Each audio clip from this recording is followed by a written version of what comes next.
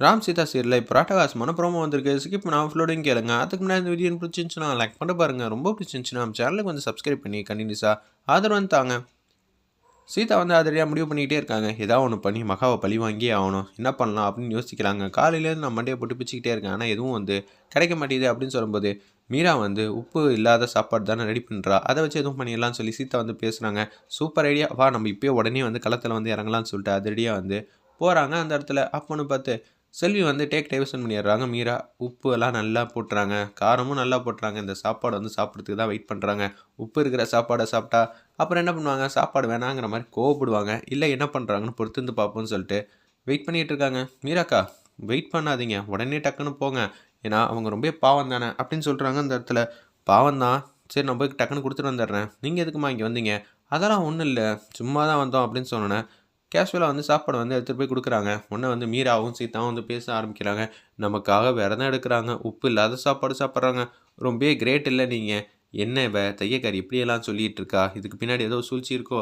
சேச்சா, இதில் என்ன சூழ்ச்சி இருக்குது? நான் தான் உனக்கு சூழ்ச்சி செய்ய மிகப்பெரிய ஆப் வைக்க போகிறேனே அப்படின்னு சொல்கிறாங்க. அந்த இடத்துல ஒரு பக்கம் சாப்பாடை வந்து சாப்பிடுங்க, இதில் நான் சொன்ன மாதிரி தான் ரெடி பண்ணியிருக்கேன் அப்படின்னு சொல்லி செல்விகிட்ட கேட்குறாங்க. ஆமாம்மா, நீங்கள் சொன்ன மாதிரி பக்குவமாக ரெடி பண்ணியிருக்கேன், நீங்கள் சாப்பிட்டீங்கன்னா உங்களுக்கு ரொம்ப பிடிக்கும் அப்படின்னு சொல்கிறாங்க. சாப்பாடு பிடிக்குதோ இல்லையோ, ஆனால் நீங்கள் சொன்ன மாதிரி தான் ரெடி பண்ணியிருக்கீங்க. செல்வி வந்து பேசும்போது சாப்பிட்டு பார்க்குறாங்க. இன்னும் கொஞ்சம் நேரத்தில் எல்லாம் தெரிய போகுதுன்னொன்னே உப்பு எல்லாமே இருக்குது. ஏய் என்ன நான் சொன்னால் என்ன ரெடி பண்ணுற? நான் ரெடி பண்ணப்போ உப்பு எதுவுமே இல்லையா அப்படின்னு சொல்லும்போது மீராவும் சீதாவும் சிரிக்கிறாங்க. ஓ இதெல்லாம் உங்கள் வேலையா? என்னது கோவம் வரும்னு பார்த்தா கோவம் வர மாட்டேங்குதே. நான் கோவமே பட மாட்டேன், இந்த ஒரு வாரத்துக்கு மட்டும்தான், பார்த்துக்கங்க. ஒரு வாரம் டக்குன்னு ஓடிடும். ஒரு வாரம் டக்குன்னு ஓடிடுமா? எங்களுக்கு வேணால் ஒரு வாரம் டக்குன்னு ஓடலாம், ஆனால் உங்களுக்கு கோவப்படாதனால உங்களுக்கு ஓடவே ஓடாதே. நாங்கள் இதே மாதிரி தானே காமெடி பண்ணிக்கிட்டே இருப்போம். எத்தனை வாட்டி எங்களை வந்து பதிலடி கொடுத்துருக்கீங்க. இந்த ஒரு வாரம் எங்களுக்கு கிடச்ச ஜாக்பாட்டு மிஸ் பண்ணிடுவோமா, அப்புறம் வருத்தப்பட மாட்டோமா அப்படின்னு சொல்லி காமெடி பண்ணுறாங்க. நம்ம மீராவும் சீதாவும், அம்மா வேறு சாப்பாடு ரெடி பண்ணி எடுத்துகிட்டு வந்துடுறேம்மா, நான் தான் கவனம் குறைச்சலாக இருந்துட்டேன், அதெல்லாம் ஒன்றும் வேணாம், நான் போகிறேன்னு சொல்லிட்டு போகிறாங்க. அச்சோ அவங்க சாப்பிடாம போகிறாங்களேன்னு சொல்லி சீதா வந்து வருத்தப்படுறாங்க. நம்ம காமெடிக்கு பண்ணது உண்மையிலே சாப்பிடாம போயிட்டா என்ன பண்ணுறது அப்படின்னு சொல்லி யோசிக்கிறாங்க. அந்த இடத்துல நம்ம சீதா, அதெல்லாம் ஒன்றும் வேணாம், அவள் ஒரு நாள் பட்டினி கிடந்தா ஒன்றும் ஆகிடாது, பண்ண பாவெல்லாம் சும்மா விடுமா அப்படின்னு சொல்கிறாங்க அந்த இடத்துல.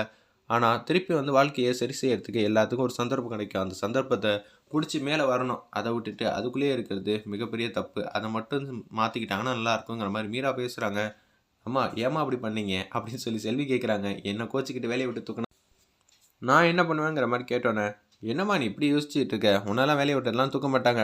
நீ வேலையை விட்டு போனால் பிரச்சனை அவங்களுக்கு தான், உனக்கு கிடையாது. ஏன்னா உன்னை எந்த வீட்டில் வேணாலும் வேலைக்கு வந்து சேர்த்துப்பாங்க. நீ வந்து நல்ல விதமாக அந்த வீட்டில் எந்த பொருளும் திட்ட மாட்டே, எல்லாமே வந்து சாஃப்டாக தான் நடந்துப்ப. ஆனால் இவங்க அடாவடி பண்ணுறதுக்கெலாம் நீ தான் அனுசரித்து போவ, வேறு யாரும் அனுசரிச்சுலாம் போக மாட்டாங்க அப்படின்னு சொல்கிறாங்க. அதுவும் கரெக்டு தான். சரி ஒரு நாள் வந்து அவங்க பட்டினி கிடக்கட்டும், ரொம்ப சந்தோஷமாக தானே இருக்குது செல்வி. ஆமா சந்தோஷமாக தான் இருக்குது, இருந்தாலும் வேலையை நினச்சா தான் வருத்தமாக இருக்குங்கிற மாதிரி காமெடி பண்ணுறாங்க.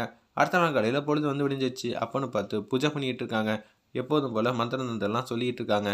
சாப்பாடு வந்து எடுத்துகிட்டு வராங்க. நம்ம சேதுராமன், இந்தாங்க சாப்பிடுங்கன்னு சொன்னேன், அப்படியே வந்து கொடுத்துட்றாங்க. இதில் திருப்பி உப்பெல்லாம் கலந்துட்டிங்களா அப்படின்னு சொல்லி கேட்குறாங்க. அதெல்லாம் ஒன்றும் இல்லையே, நேற்று நைட்டே வந்து சாப்பிடாம இருக்கீங்க, அதனால் சாப்பிடுங்கன்னு சொல்லும்போது சேதுராமன் வந்து பேச்ச ஆரம்பிக்கிறாங்க.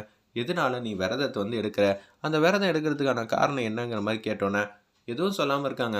வெளியிலலாம் சொல்லக்கூடாது, எப்படி சொல்லாமல் இருக்க முடியும், இவங்களோட ஆசையும் கனவும் எண்ணமும் வேறு மாதிரி தானே இருக்குது அப்படின்னு சொல்லும்போது இட்லியை அப்படியே வந்து உப்புமா மாதிரி கையால் வந்து பிசைஞ்சிட்றாங்க. ஏன்னு கோவப்படுறாங்க. என்ன இட்லி உப்புமாவாயிடுச்சு, கோவம் வருதா அப்படின்னு சொல்லி சீதா வந்து கேட்குறாங்க. அப்படியெல்லாம் ஒன்றும் இல்லையே, நான் பத்தினி சாப்பிட்ணுன்னு நினச்சேன்னு சொல்லி சாம்பார்லாம் மேலே ஊற்றிடுறாங்க. இந்த சாப்பாடு எப்படி இருக்குது, ருசியாக சூப்பராக இருக்குமே.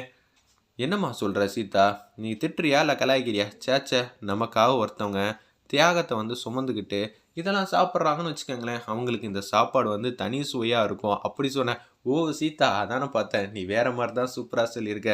சீதா பார்த்தியா நல்ல விதமாக பேசுகிறா, உன்னை புரிஞ்சுக்கிட்டா, நீ பண்ண தப்பு தண்டாக்கலாம். நான் என்னங்க பண்ணேன், இவளை ஆரம்பத்தில் எனக்கு பிடிக்காம இருந்துச்சு, ஆனால் நம்ம வீட்டு வாரிசை வந்து இவள் சுமக்க ஆரம்பிச்சதுலேருந்து எனக்கு எப்படிங்க இவளை பிடிக்காமல் இருக்கும். அதனால தான் என் மனசுக்குள்ளே அவ்வளோ மாறுதல் வந்திருக்குங்கிற மாதிரி சந்தோஷமாக பேசுகிறாங்க மகா. ஓடி போ, இன்னும் ஒரு வாரம் கழித்து எல்லாமே நல்ல விதமாக எனக்கு அமைய போகுது, அப்போ நான் யாருங்கிற விஷயத்தை வந்து வெளியில் காட்டுறேங்கிற மாதிரி அதிரடியாக வந்து யோசிச்சுட்ருக்காங்க. அந்த இடத்துல நம்ம மகா ஒரு பக்கம் வந்து சரி அண்ணா நாங்கள் வந்து போயிட்டு வரோன்னு சொல்லி சீதாவும் மீராவும் அங்கேருந்து கிளம்புறாங்க. சேதுராமன் வந்து சாப்பிட்ற வரைக்கும் வெயிட் பண்ணிட்டு இருக்காங்க. இன்னொரு கப் சாம்பார் எடுத்துகிட்டு வரேன்னு சொல்லி சாம்பார் எடுத்துகிட்டு வந்து கொடுக்குற மாதிரி காட்டி இந்த ப்ரோமோ அல்டிமேட்டாக முடிச்சிருந்தாங்க. வெயிட் பண்ணி பார்ப்போம்.